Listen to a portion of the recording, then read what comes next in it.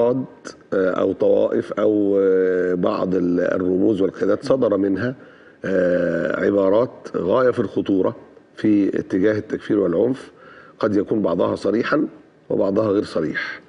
يعني مثل باع دينه، خان الله ورسوله، المنافقين، الكفار والمرتدين. وبالتالي يعني ده تبرير لاستخدام العنف ضدهم. هيخلي ناس كتيرة جدا تقول خلاص دول طواغيت يستحقون القتل. طيب هل بترى في علاقة ما بين الجماعة وجماعات تكفيرية؟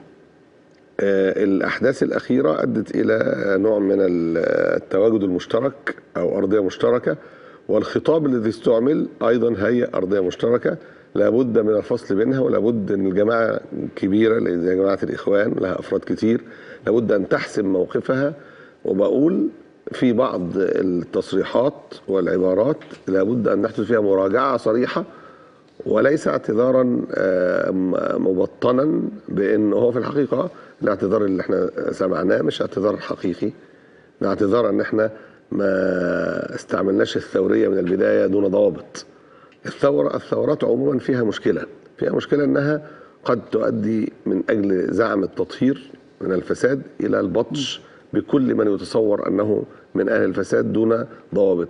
الشرع عندنا لا يسمح بذلك، لازم كل حاجة بالبينات. حتى ان البعض مثلا يقول طب والناس اللي اتقتلت، كل حاجة بالبينات. يعني انتوا تطالبوا بالقصاص مثلا، القصاص ده محتاج ضوابط معينة في الشرع. وكذلك إذا استقرت الدولة دستوريا وهي مردها في الجانب التشريعي للشرع في هذا الجانب، يعني مفيش حاجة بدون بينات، سواء كان في دماء، سواء في أموال، سواء في غيرها. ما ينفعش ان انا اقول انا غلطان انا ما خلصتش عن الناس دي كلها. طيب بمناسبه البيان اللي طلع قبل ايام ووصف ببيان اعتذاري من جماعه الاخوان، امبارح برضو القيادي الاخواني الهارب محمود حسين بعت رساله قبل 25 يناير بيقول فيها لن نحيد عن السلميه وان القوه فقط لمواجهه المعتدين على الديار. كيف تقرا ذلك؟ اشارات ذاتها مغزى. يعني مين هم معتدين على الديار؟ عايز اعرف الاول، حددهم.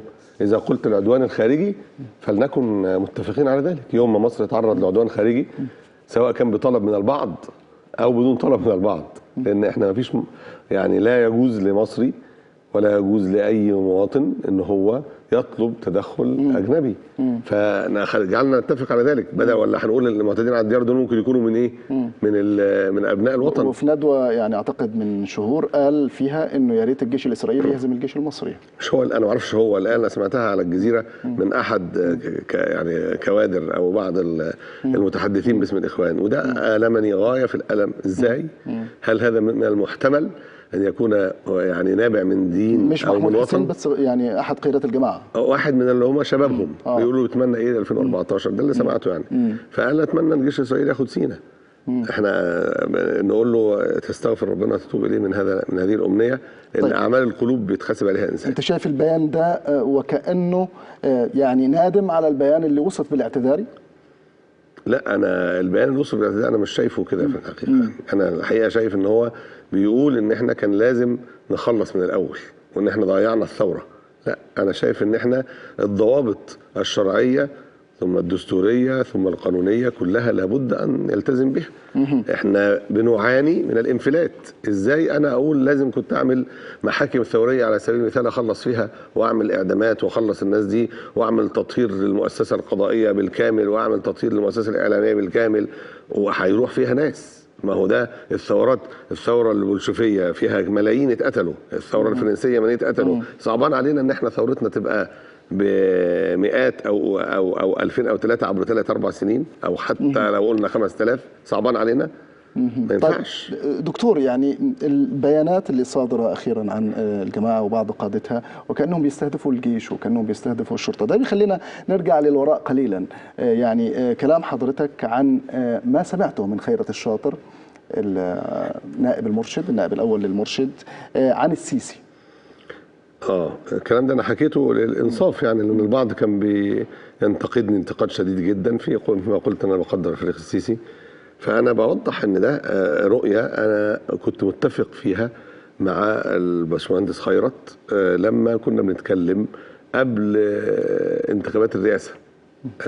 مين يعني على الشخصيات اللي احنا تعاملنا معاها فكان اتفقنا احنا الاثنين في الرؤيه دي، ان الفريق السيسي شخص متدين، وان هو افضل واحد تدينا في المجموعه اللي اتعاملنا معاها، اللي عددنا اسمائهم في هذه الجلسه يعني. حضرتك بشكل شخصي تعاملت مع اللواء السيسي ساعتها؟ كان اللواء السيسي فعلا. نعم. تعاملت معه؟ ده تعاملت معاه وجلسنا من قرب سنتين، وبعدين الامور دي بتظهر من خلال اللي بيرى من بعيد هيشوف حاجات معينه، لكن اللي بيسمع طريقه الحوار، بيسمع طريقه الكلام، ايه الخواطر النفسيه اللي بيفكر فيها، بتخليه لازم تاخد انطباع. طب هذا الانطباع يعني نتيجه اللقاءات اللي كانت من سنتين ولا لقاءات اخرى متكرره، ولكن هي في النهايه بتصب في هذا الاطار.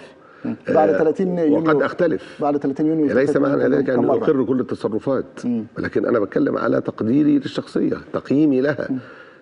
انا بقى في حاجات بلا شك انا شايف ان هي ممكن تكون في اختلاف وجهات نظر لابد من تصحيحها. زي ايه؟ انا شايف ان الاحداث اللي تمت بعد يعني من ايام فض رابعه فما بعدها ينبغي ان تعالج بطريقه اكثر وضوحا.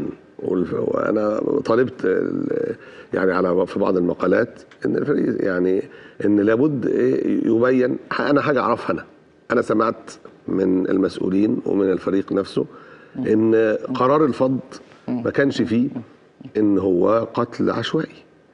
البعض قد يبرر يقول ما كانش فيه قتل عشوائي خالص. لا، انا بقول لا، قطعا في ناس اتقتلت ولم تكن تحمل سلاحا. قرار الفض كان بيقول انه اللي يستعمل السلاح او اللي يرفع السلاح هو ده اللي هيتعامل معاه. وانتوا طلعتوا بيان حزب النور؟ لا، لحظه. فالامر ده انا شايف ان هو لازم هو يوضحه، وشايف ان هو لابد ان يتم تحقيقات، اذا كانت تمت تعلن نتائجها. اللي اتقتل ظلما لابد يعني يعوض. البعض بيقول القصاص، انا بقول القصاص شرطه ان يعرف عين القاتل لعين المقتول.